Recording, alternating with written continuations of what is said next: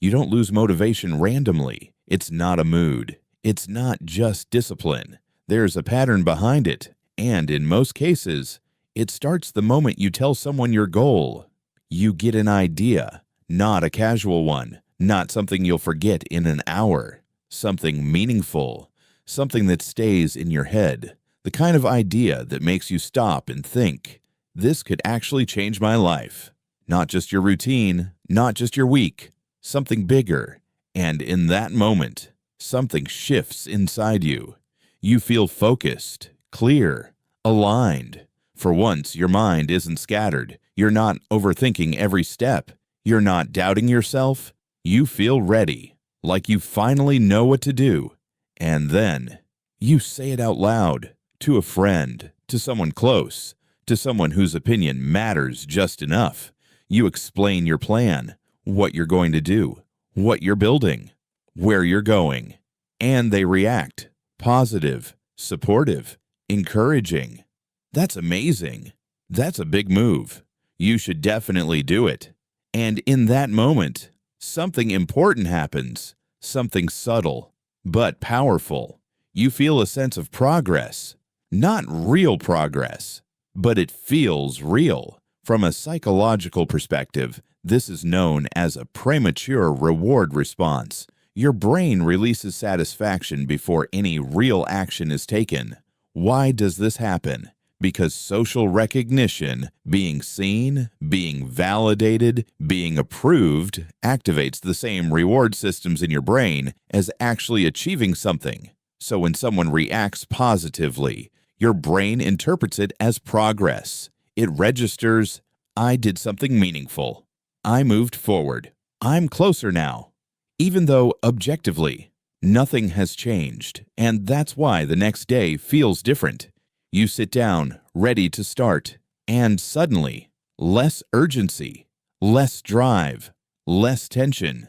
The idea is still there, but the energy behind it is weaker, and this confuses people because they think, why did I lose motivation so fast? But you didn't lose it randomly. You changed the internal state that creates it. Because motivation isn't just about having a goal, it's about cognitive tension, the gap between who you are right now and who you want to become. That gap creates discomfort, a quiet pressure, a feeling of, I'm not there yet. And that feeling is what drives action. But when you talk about your goal, you reduce that tension artificially. You feel closer to the result without actually moving toward it. And your brain reacts accordingly. It relaxes. No tension leads to no urgency.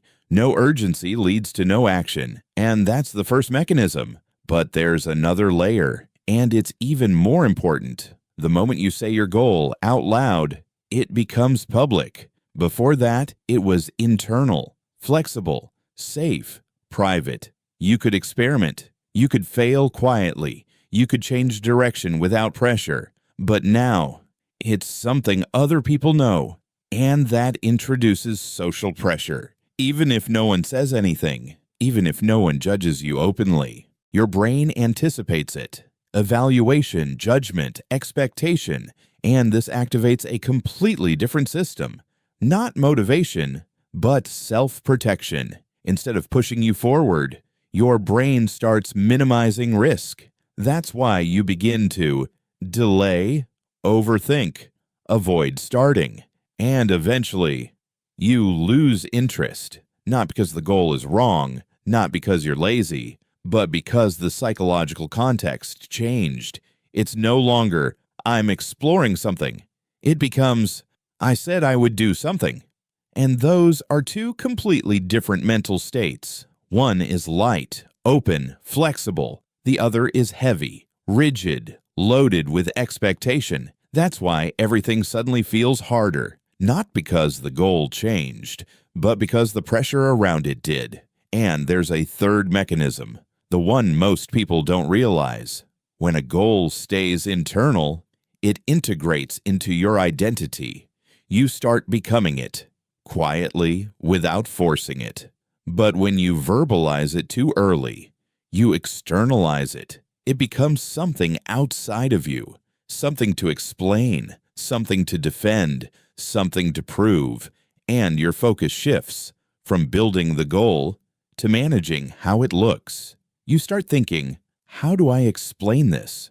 What will they think if I don't follow through?